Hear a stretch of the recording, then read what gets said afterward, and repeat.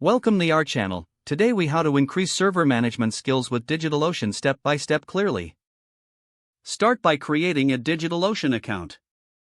Visit the DigitalOcean website and click on the Sign Up button. Fill in the required information to create your account. Once registered, verify your email address by following the link sent to your inbox. After verification, log into your DigitalOcean dashboard.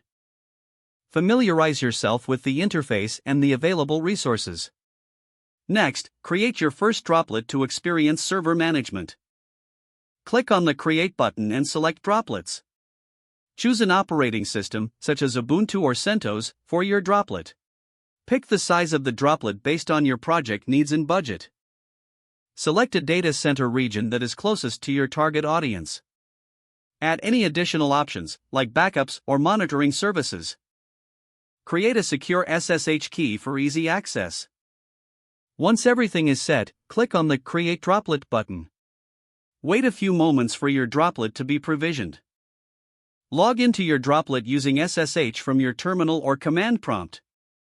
Use the command SSH root at your _droplet_IP_ address to connect. Begin by updating the package manager on your server. Run the command sudo apt update and sudo apt upgrade for Ubuntu. Install necessary software applications suited to your projects. Explore DigitalOcean's tutorials for guidance on implement security measures like setting up a firewall using UFW.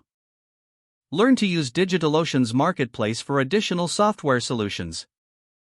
Back up your data regularly and implement monitoring for performance. Engage with the DigitalOcean community and forums for support. Practice deploying sample applications to gain hands-on experience. Utilize DigitalOcean's documentation as a reference for advanced features. Document your learning process to track improvements in your skills. Regularly revisit and review your server management practices. Don't forget to like this video and subscribe to our channel for more step-by-step tech guides.